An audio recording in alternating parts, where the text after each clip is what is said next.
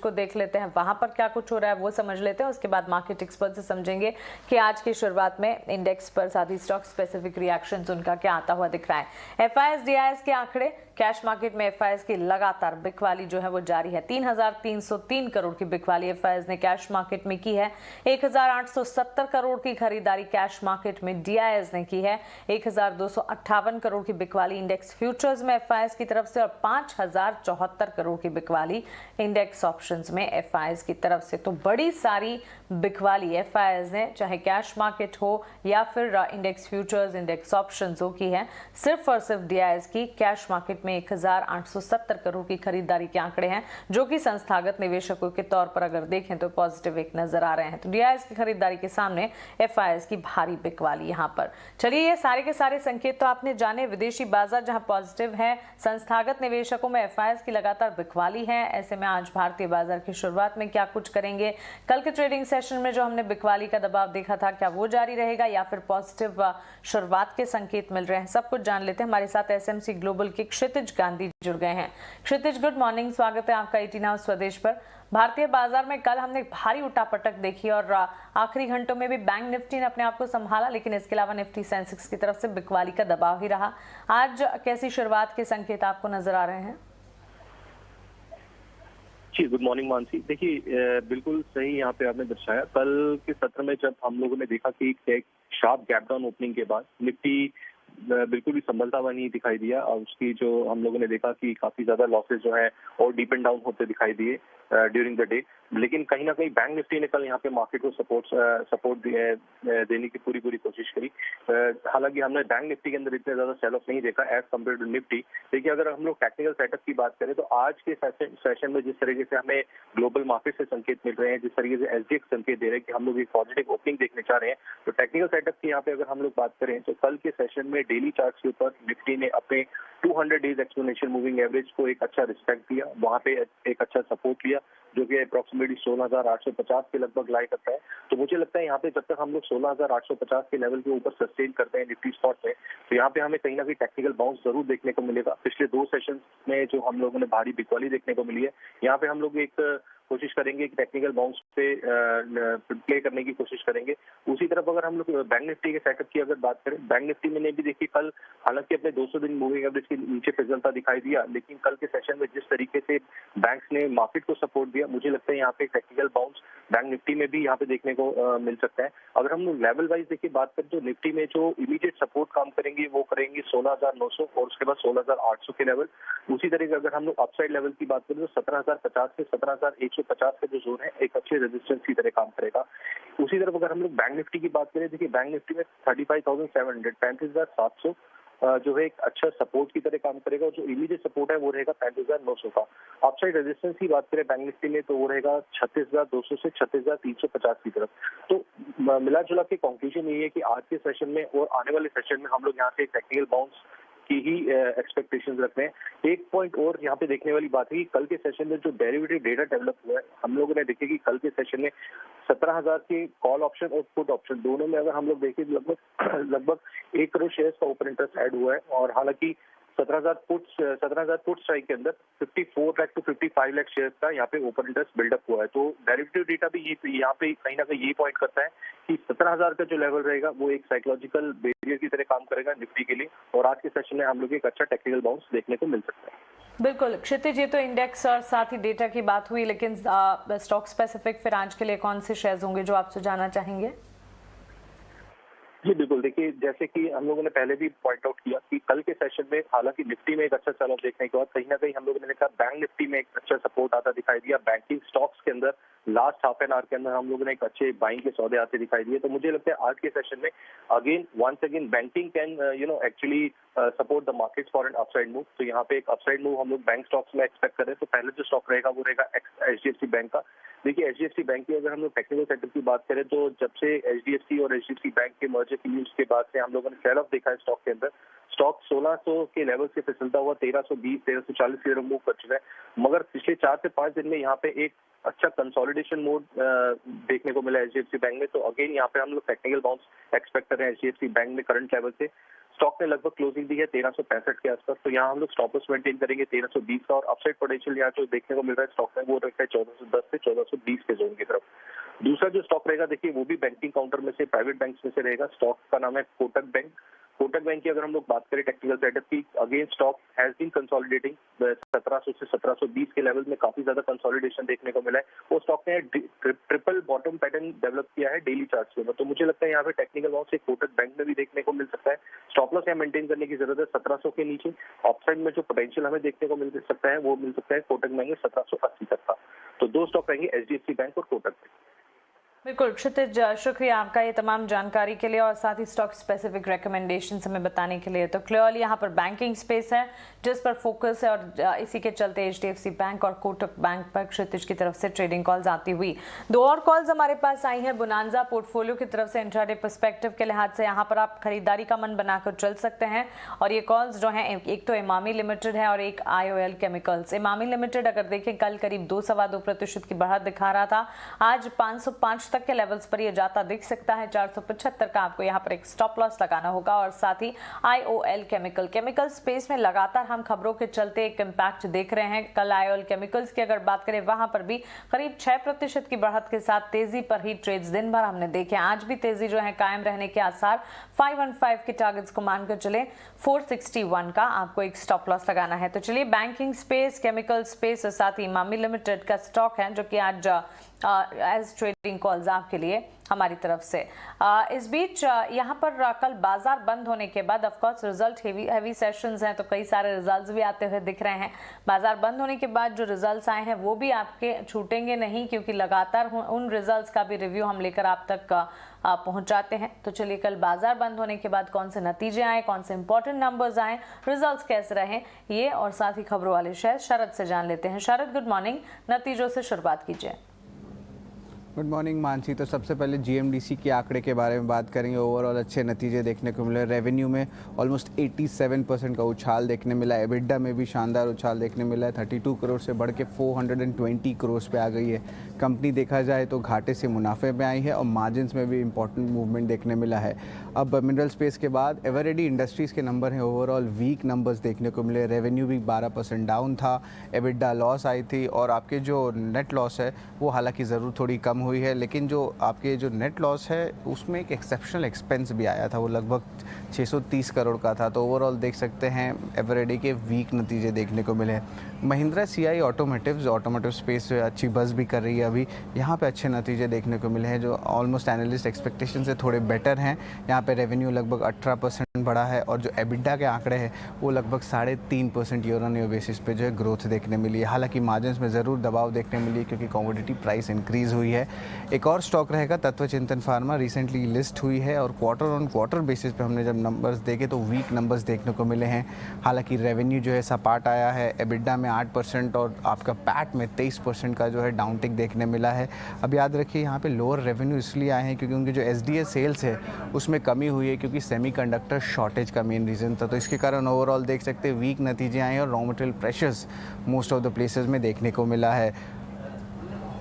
और जो है हम लोग सिंस के बारे में भी बात कर लेते हैं जो इम्पोर्टेंट रहेगा स्टॉक्स जो आज फोकस में रहने वाले हैं। सबसे पहला है वेरांडा लर्निंग। यहाँ पे एक इम्पॉर्टेंट एक्विजिशन आई है और यहाँ पे लगभग 100% का एक्विजिशन किया है टाइम्स का, जो आपके MBA, क्लैट और ये सारे जो एंट्रेंस टेस्ट होते हैं उनके लिए। अगर टोटल एक्विजिशन 287 करोड़ रुपीज़ का है। इसके अलावा बैंक ऑफ इंडिया फोकस में रहेगा। बैंक ऑफ इंडिया में लगभग 2500 करोड़ रेज़ करेंगे शेयर सेल द्वारा और इस फंड रेजिंग से जो पब्लिक शेयर होल्डिंग है वो बढ़ के लगभग 25% हो जाएगी। साइंट की कॉन कॉल भी हुई थी, उनकी महत्वपूर्ण एक्विजिशन कल अनाउंसमेंट हुई थी, तो कल शाम एक कॉन कॉल हुई थी जहाँ पे वो एक्सपेक्ट कर रहे हैं कि एडिशनल रेवेन्यू लगभग 98 to 102 मिलियन डॉलर वित्त साल 2024 से आने लगेगी इस एक्विजिशन से। और ये परचेज़ के कारण जो एबिट मार्जिन्स में भी अगले 2 साल बाद जो है एक इम्प्रूवमेंट देखने मिलेगा। वरुण बेवरेजेस फोकस में रहेगा और हाल ही में बहुत अच्छा स्टॉक रैली कर रहा था, वॉल्यूम्स भी बहुत स्ट्रॉन्ग आ रहे थे। यहाँ पे बोनस इशू जो है कंसिडर करेंगे 28 अप्रैल के बोर्ड मीटिंग में। वाटेक बबाग में लगभग $21.6 मिलियन का जो है रशिया से प्रोजेक्ट आया है और उन्होंने वो तब्दील की है कैश कन्वर्जन में। लेकिन इंपॉर्टेंट बात है कि ये प्रोजेक्ट थोड़ा देर के लिए सस्पेंड कर दिया गया है क्योंकि करंट जियोपॉलिटिकल क्राइसिस चल रही है, तो थोड़ा सा ज़रूर स्टॉक पे प्रेशर देखने मिल सकता है। इसके अलावा ज़ीलन और येस बैंक में एक इंपॉर्टेंट डेवलपमेंट आई है जहाँ पे येस बैंक ने जो है रेजोल्यूशन प्रोसेस स्टार्ट कर दिया है आपके ज़ीलन में, और येस बैंक कह रहे हैं कि जो एलिजिबली क्लेम करेंगे जो टोटल अमाउंट ऑन डिफ़ॉल्ट है वो लगभग 468 करोड़ रुपीस का है। तो ये दोनों स्टॉक्स पे ज़रूर आप जो है देखिएगा। और आखिर में इंडिया मार्ट इंटरमेश रहेगा फोकस में। यहाँ पे कंपनी बायबैक कंसिडर करेगी 28 अप्रैल में। तो ये 28 अप्रैल के 2 इम्पॉर्टेंट कॉर्पोरेट इवेंट्स है, वरुण बेवरेजेस का और इंडिया मार्ट इंटरमेश का। बिल्कुल शरद, शुक्रिया आपका ये सारी की सारी खबरें और साथ ही नतीजों के रिव्यूज हमें बताने के लिए। तो ढेर सारे रिजल्ट स्पेसिफिक एक्शन है जो कि बाजार में आप देख पाएंगे, वहीं खबरें भी ढेर सारी हैं और आईपीओ के अपडेट्स भी हैं जिस पर नजर रखनी होगी। आज बजाज फाइनेंस और एचडीएफसी लाइफ के नतीजे आने वाले हैं। सबसे पहले ये जान लेते हैं कि बजाज फाइनेंस के नंबर्स कैसे रह सकते हैं। बताने के लिए हर्ष हमारे साथ जुड़े हैं। हर्ष, बताएं बजाज फाइनेंस के नंबर से अनुमान क्या लगाना है? बजाज फाइनेंस अपने Q4 FY22 के नंबर्स डिस्क्लोज करेगा और हम देखते हैं कि ब्रॉडली स्ट्रीट का एक्सपेक्टेशंस क्या है। नेट इंटरेस्ट इनकम नंबर 33% से ईयर ऑन ईयर बेसिस पे बढ़ेगा। अब 5,100 करोड़ के तकरीबन आसपास वो नेट इंटरेस्ट इनकम का नंबर आएगा। प्रोविजंस 23% से घटेगा ईयर ऑन ईयर बेसिस पे, तो वो प्रोविजंस का नंबर अब 950 करोड़ से जस्ट नीचे आएगा। और जब पैट का नंबर देखें, दोनों साइड से काफ़ी अच्छा ग्रोथ है। अच्छा ग्रोथ नेट इंटरेस्ट इनकम से, डी ग्रोथ प्रोविजन से, तो पैट में इवन बेटर नंबर आएगा। 85% ग्रोथ एक्सपेक्ट कर रहे हैं हम पैट में। 2500 करोड़ का पैट एक्सपेक्टेड है बजाज फाइनेंस से। कस्टमर फ्रेंचाइजी जो कि ऑपरेशनल नंबर से ऑलरेडी डिस्क्लोज कर चुका है कंपनी, तो customer franchise up around 19% already. जब हम न्यू लोन्स को भी देखें 16% up year on year basis पे। ये दोनों नंबर्स काफ़ी अच्छा, और जो AUM का ग्रोथ है almost 30% year on year basis पे। तो लार्जली एक good set of numbers expected है बजाज फाइनेंस से एज ऑलवेज। श्योर हर्ष, शुक्रिया ये प्रीव्यू हमें बताने के लिए। तो बजाज फाइनेंस के नतीजों पर तो नजर रहेगी, लेकिन साथ ही कैसे रह सकते हैं HDFC लाइफ के नतीजे, ये बताने के लिए सौमित हमारे साथ जुड़ गए हैं। सौमित, बताएं HDFC लाइफ के नंबर से क्या उम्मीद लगाएं? अगर आप हेडलाइन नंबर्स देखेंगे HDFC लाइफ की तो थोड़े बहुत म्यूटेड आने की एक्सपेक्टेशंस है। जो न्यू बिजनेस प्रीमियम है उसमें करीब 8% की ग्रोथ एक्सपेक्टेड है ईयर ऑन ईयर। अगर AP की ग्रोथ देखेंगे तो उसमें 7% एक्सपेक्टेड। VNB 5% से ग्रो कर सकता है और जो मार्जिन है उसमें थोड़ा सा कॉन्ट्रैक्शन एक्सपेक्टेड है, करीब 26.9% आ सकता है। पहले लास्ट ईयर का मार्जिन ये करीब 27.2% था। नेट प्रॉफिट अगर आप देखेंगे तो उसमें 13% YOY ग्रोथ एक्सपेक्टेड है। क्या फैक्टर्स है जिनके वजह से ये ग्रोथ आ सकती है? पहले तो जो AP ग्रोथ है वो मॉडरेट इसलिए होगी क्योंकि बेस हाई थी और यूलिप का जो सेल्स था उसमें थोड़ा बहुत स्लो डाउन एक्सपेक्टेड है। नॉन पार सेगमेंट में भी स्लो डाउन एक्सपेक्टेड है एनालिस्ट को। अब यूलिप में स्लो डाउन इसलिए है क्योंकि मार्केट में काफ़ी ज़्यादा वॉलेटिलिटी देखने को मिली थी fourth quarter of financial year 2022 में।